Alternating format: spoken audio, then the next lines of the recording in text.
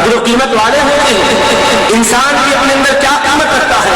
اس کی حیثیت کیا، لیکن جب وہ پیارے حبیب پاک کی یاد سے اپنے کو جوڑ لیتا ہے تو وہ بھی قابل قدر ہو جاتا ہے، لائق تکریم ہو جاتا ہے۔ یہی وجہ ہے احادیث صحیحہ شاہد ہے، صحیح بخاری شریف میں، صحیح مسلم شریف میں، جامع ترمذی میں، سنن میں، صحاح میں، جوامع میں، مواجب میں اللہ کے محبوب پاک علیہ الصلوۃ والسلام بحکم خداوندی حضرت سیدنا حسان بن ثابت رضی اللہ عنہ کو امر فرماتے ہیں کہ حسان میری مسجد میں تم کھڑے ہو جاؤ اور میری شان اور عظمت بیان کرو، جو لوگ مخالفت میں کچھ کہہ رہے ہیں ان کو صحیح انداز سے جواب دو اور عظمت کو واضح کرو۔ نبی کریم نے حبیب پاک کو حکم فرمایا، سرور کائنات علیہ السلام جو کچھ بھی کرتے وما ينطق عن الهوى ان هو الا وحی یوحی، حبیب اپنی خواہش سے کچھ نہیں فرماتے، جو کچھ بھی وہ فرماتے ہیں وحی الہی سے فرماتے ہیں، اللہ کی وحی سے کر کر آپ فرماتے ہیں۔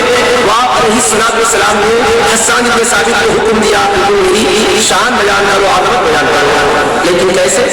مسجد نبوی میں قرآن کی تلاوت ہو رہی ہے، لیکن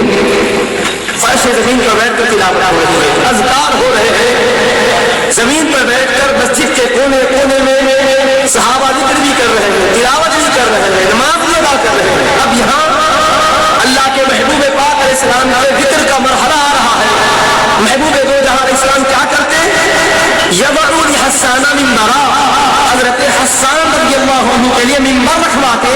اور حکم فرماتے اس میں کھڑے ہو کر شان بیان کرو۔ آخر سبب کیا ہے؟ آج ہمارے سماج میں یہ بات مشہور ہے کہ ذکر حبیب پاک کے لیے پہلے تو جمع ہونا یہ بھی بیان ہے کہ اس طرح اسٹیج سجانا، اہتمام کرنا، یہ کہاں کریم میں آیا ہے، کہاں احادیث کریمہ میں فرمایا گیا ہے؟ قرآن میں کہیں ہے تو بتایا جائے، احادیث کریمہ میں کہیں ہو تو ہمیں سمجھایا جائے۔ جب قرآن کریم اور حدیث کریم میں آیا ہے تو یقیناً مانا جائے گا، ورنہ نہیں مانا جائے گا۔ آج عام طور پر سادہ ذہنوں پر یہی محنت کی جا رہی ہے کہ جو کچھ بھی اہل سنت و جماعت اہتمامات کرتے ہیں، اجتماعات منعقد کرتے ہیں، چاہے میراج پاک کے حوالے سے ہو یا معراج پاک کے حوالے سے ہو، معجزات اور کمالات و خصائص کے حوالے سے ہو، مختلف نسبتوں سے جو بھی کرتے ہیں یہ سارے کے سارے جذبات محبت میں کر رہے ہیں، مگر اس کی کوئی دلیل کتاب و سنت سے نہیں ملتی، لہٰذا یہ قابل ترک ہے، اس سے بچنا چاہیے۔ اس طرح سے ایک ذہن بنایا جاتا ہے۔ اللہ کا شکر ہے کہ سعادت مند تو ہر دور میں ایسے رہتے ہیں کہ ایسی باتوں کی کبھی پرواہ نہیں کرتے، توجہ نہیں کرتے، مگر ہم میں کے بھولے بھالے لوگ جن کو اپنے مذہب کا صحیح علم نہیں ہے، اسلامی تعلیمات کو بنیادی طور پر نہیں جانتے،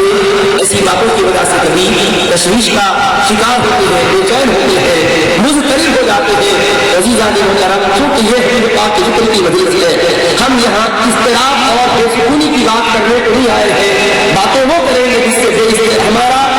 جو اضطراب ہے وہ بھی دور ہو، بے سکونی ختم ہو کر ہمیں سکون بھی ملے، قرار بھی ملے۔ ہم چاہتے ہیں کہ اس طرح حبیب پاک کے جانی شعار جمع ہو کر سن رہے ہیں، وہ لوگ جو کسی غلط فہمی کی وجہ سے دور دور ہیں، وہ بھی اپنی غلط فہمیوں کو ازالہ کر کے اپنے محبوب پاک علیہ السلام کے مبارک کی سعادتوں سے بہرامند ہو جائیں، انہیں بھی سمجھ آ جائے ہم ہر ایک کے لیے محبت کا پیغام رکھتے ہیں، ہر ایک کے لیے ہمدردی والا دل رکھتے ہیں۔ پیارے حبیب پاک علیہ السلام کی سنت یہی ہے کہ پوری مخلوق سے محبت کی جائے اور انہیں راہ راست لانے کی کوشش کی جائے، ان کے لیے ایسا پیغام دیا جائے کہ ان کے ذہن حقیقت کو قبول کر لے اور مان کر وہ بھی حق کے پرچم کو بلند کرنے والے بن جائیں۔ تو عزیزان محترم، کیا ہے، کہاں ہے یہ اسٹیج، کہاں ہے یہ روشنی، کہاں ہے یہ ساری کی ساری چیزیں قرآن میں؟ اس طرح سے جب بات آتی ہے عزیزان محترم، یاد رکھیے بنیادی طور پر سمجھ لیا جائے، قرآن اور حدیث یقیناً دو اسلام کے بنیادی مصادر ہیں، یہ دو وہ اصول و ضابطے کی کتابیں ہیں کہ قیامت تک آنے والے ہر مسئلے کے لیے اسی سے رہبری ہمیں لینی ہے، اس کے سوا کوئی اور ذریعہ نہیں ہے۔ یہ کیا ہے؟ قرآن اور حدیث اصول ہے، اس کے اندر قوانین ہے، ضوابط ہے، بنیادی باتیں ہیں، لیکن ہر چھوٹے چھوٹے مسئلے پہ قرآن کریم میں واضح حکم کہاں ہے؟ اگر یہ پوچھا جائے اور یہی بات حق ہے، جیسا کہ آج کہتے ہیں قرآن میں ہے تو بتا دوں، آج کے اسکالرس یہی کہہ رہے ہیں قرآن میں کہیں ہے تو بتا دیا جائے، نہیں ہے یہاں رکھتے۔ تو میں آپ کو ایک چھوٹی مثال دیتا ہوں سمجھنے کے لیے، ہم اگر اپنے گھر میں